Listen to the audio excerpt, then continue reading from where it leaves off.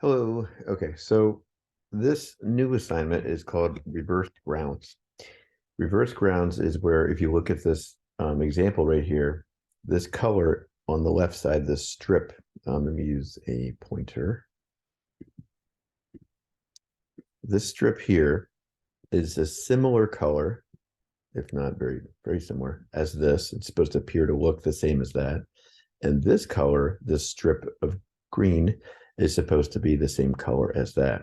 However, these two colors on the strips are the same color as you see down here, which is uninfluenced by any color around it other than white.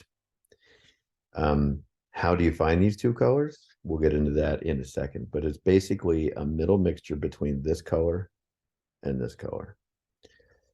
And when you mix two complementary hues, they tend to desaturate one another, and it might look something along the lines of this. A grayed out green also could be considered a grayed out orange-ish color, orangish red. And then that's how you get this this effect. Okay, so I'm going to scroll through the assignment. Here's a good example of how to approach this assignment.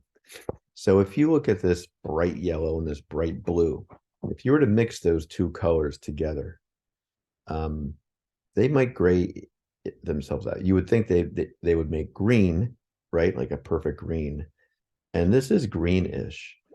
But when colors mix, they tend to desaturate each other a little bit. So it's not going to make this bright green. However, this is a color green here. And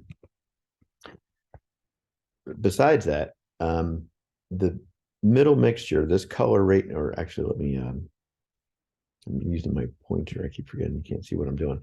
This color right here is this color and this color. This color here is the root of both of these colors, and this is a gradient mixture between the two once you mix them together. This color here is this color, and this color here is this color. So the reason I'm pointing that out is because the two colors next to the middle mixture here, this one and this one, are used as parents, parents. And then when you mix this color on top of those, you're going to get this effect. Whereas this looks like that, and this looks like this. Okay, so let me explain that and how I wrote. The concept behind reverse grounds is to make the illusion that one color looks like two colors. However, the colors are required to simulate the opposing ground color properties, just what I explained there. The example below shows two parents selected from a gradient of colors. In the gradient strip of color, the two parents are separated by a perfect middle mixture. By theory, this middle mixture is an excellent candidate to create a reverse grounds example as shown in the image below the gradient strip, which is right here. So this is another version of reverse grounds. All right, so I'm going to scroll down. The objective of the assignment is you're going to basically make this. In terms of design, you're going to make your design's going to look like this, really simple. I like to keep the strips far away from each other to kind of help support the idea and push the color range. So you're going to find a perfect middle mixture between both parent background colors to appear almost like both parent background colors. See examples below. Note, your example cannot use, this is really important, your example cannot use value as the only method to achieve reverse grounds. You must include two or more color characteristics, which are hue, value, and intensity. I will elaborate in class. What I mean by that is, for example, if you look at this one here, this uses intensity, and it uses value, and it uses a little bit of color because this isn't a pure gray, but it's a warm gray. So it's kind of like an orangey gray, reddish gray, well, more of an orangey gray. And so there's three elements being used, or characteristics of color being used here. Over here, you basically just have hue and a little bit of an intensity, not really much of value. So the only rule is you cannot use value only. That's the easiest example to make, and I don't want you guys doing it. Note, your colors are from a box of 220 hues, which means you're limited because there are boxes that have 320 examples. But there are plenty of examples, opportunities in there to find examples for reverse grounds. You just have to try it out and explore your options. Size requirements. I'm going to talk about this real quickly. So your illustration board, 7.5 by 10 inches, colored paper. You're going to use full sheets to 4.5 by 6 inch sheets of colored paper. And you're going to lay them down. But the difference between this and the one you've just completed is that there is let me point this out.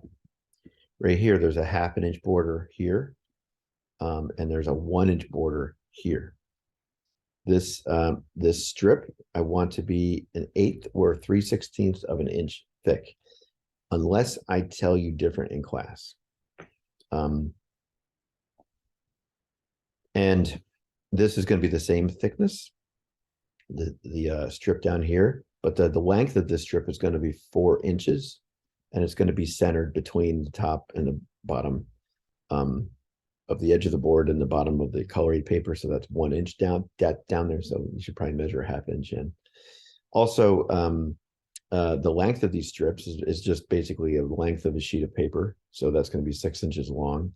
And you want to cut this as straight as you possibly can. If you don't do a good job first round, do it again. Now, when these strips are really thin, they're easy to rip, and especially when you're trying to glue them and all that stuff. So just be really careful. You might have to do a couple attempts. And if the 3/16 or 1/8 is really driving you crazy, then yes, you can move up to a 1/4 inch. And last but not least, you measure 5 inches in from the edge of the paper. You draw a line straight down. Oops, I didn't do a good job there. You draw a line straight down, and then you line the paper up next to that line. And you're also going to draw a 1/2 inch line across. So you just line that paper up right at the corner, and it should lay all the way down where you want it. Same with this guy. Okay. Clear this out. I'm going to move on down. So I'm going to show you some other examples here. Now, you're not going to make this bright red look like and this bright blue look like each other on a reverse grounds. You're going to generally go with the more desaturated hues, but you can kind of see that it's using what you see here in the middle. You're just using these 3 colors here, or maybe even something like that could work. So don't go way out here. It's just too much. It's never going to work out. All right, let me go further down. Some more examples.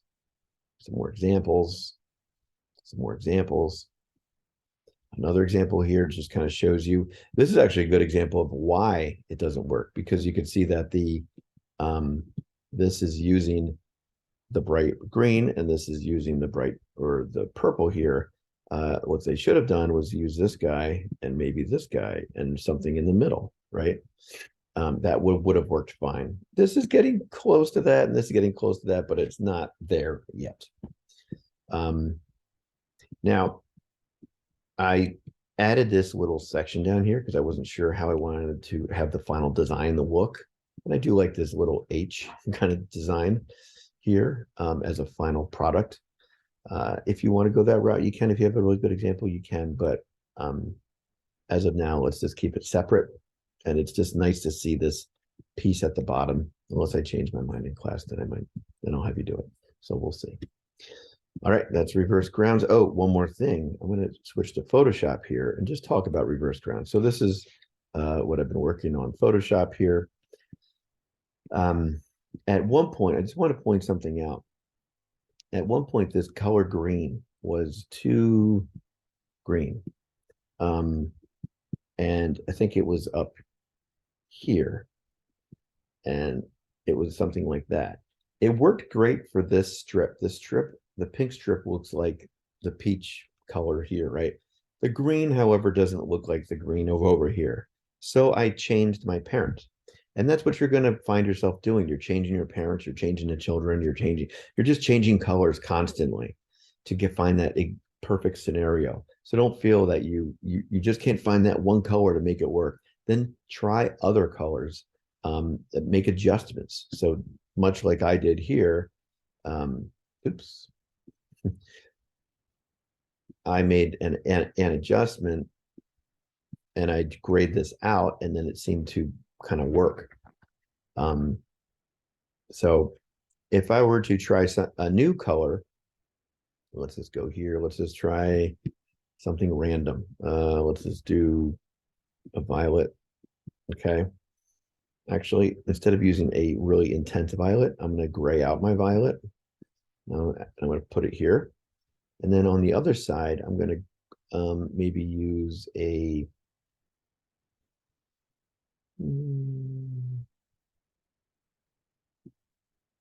let's try like a grayed out blue. You think we can get this to work? Maybe. So we'll fill this in. I know this is an experiment. We'll see what happens. So now I'm looking for that middle mixture. If I was to mix these two up, it would be like a grayed out cool violet. So I'm going to go back to violet and kind of see if I can find a grayed out cool violet. Now I'm going down to the cool violets, and I don't want my value to be too dark. I want my value to be similar to what I'm using now. And let's just see if this works. Okay, so I'm going to fill this in, and I'm going to fill this in. Not bad for a first attempt, but you can see that this color here doesn't really match that one. So this is, but the purple over here really does well there. So do I change, and what I'm gonna do is I'm just going to fill this in here. So do I change the parent on this side? Do I change the child? Do I adjust the first I'll try adjusting the middle mixture. So maybe I went a little bit too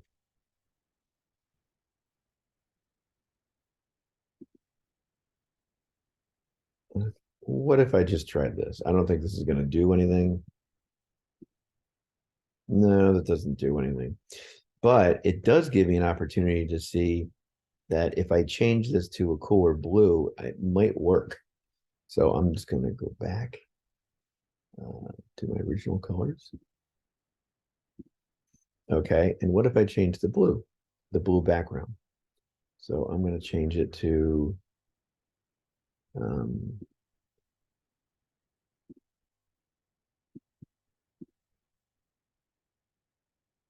it's getting better. Let me see here.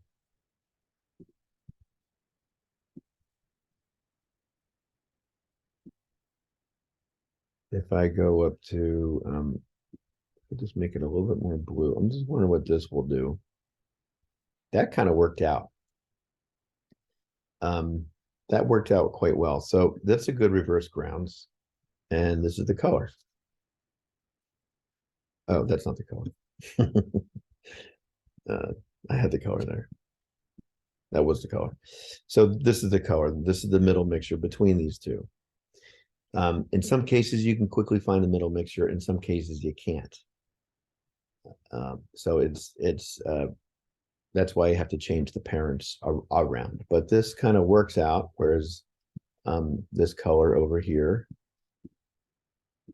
is similar to that, and this color over here is similar to that. And this is the main, this is the color all by itself. All right, that's all I wanted to show you. Let me reach out for any questions.